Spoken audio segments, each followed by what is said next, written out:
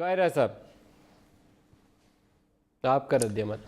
फवाद की हर बातों का क्या जवाब देना, क्योंकि फवाद माजी में भी इसी तरह की गुफ्तगू करते रहे। एक सवाल सिंपल है, मलिक साहब जीआईटी की रिपोर्ट, इससे पहले एहतसाब की रिपोर्ट भी बड़ी आला आई थी और उसके साथ भी एनेक्स्चर लगे हुए थे और वो भी अदालत के अंदर इसी तरह प्रेजेंट हुई थी और अदालत से सज़ा होने के बाद फिर ख़त्म भी हो गई थी।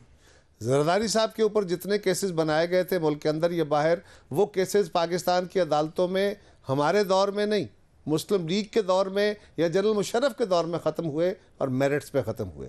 सो गुजारिश ये है कि हम क्या कह रहे हैं, ये जीआईटी की रिपोर्ट एक साइड की रिपोर्ट है, ये दुरुस्त भी हो सकती है, ये गलत भी हो सकती है। और ये इसी तरह है कि जब ये अदालती स्क्रूटनी में जाएगी तो वो वही नैब की जीआईटी जो है जिसने मियां नवाज शरीफ के 2 केसेस को स्क्रूटनाइज किया, दोनों को रिकमेंड किया फॉर सज़ा, लेकिन एक में वो सज़ा याफ्ता हुए, दूसरे में वो बरी हुए।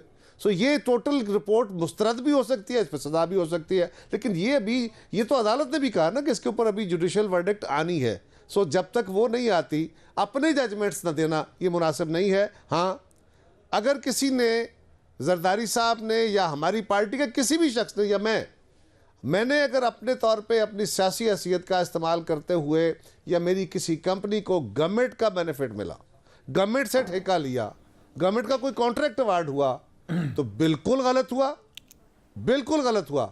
मेरी जमात के किसी लीडर का तब भी गलत था, और अगर मियाँ साहब का है तो खुर्रम साहब भी एसबीआई यही बात कह रहे हैं। हम ये कह रहे हैं भाई साहब कि आप खुद जो कहते रहे और जो रूल है कि गवर्नमेंट का कॉन्ट्रैक्ट आपने नहीं लेना, क्योंकि कॉन्फ्लिक्ट ऑफ इंटरेस्ट बनता है। खुर्रम साहब उस पे आ जाता है, खुर्रम साहब से भी इस पे राय ले लें तो नेचुरली वो अपने उस ऑफिस से अलग हो जाता है। हाँ बिल्कुल, पूछिए।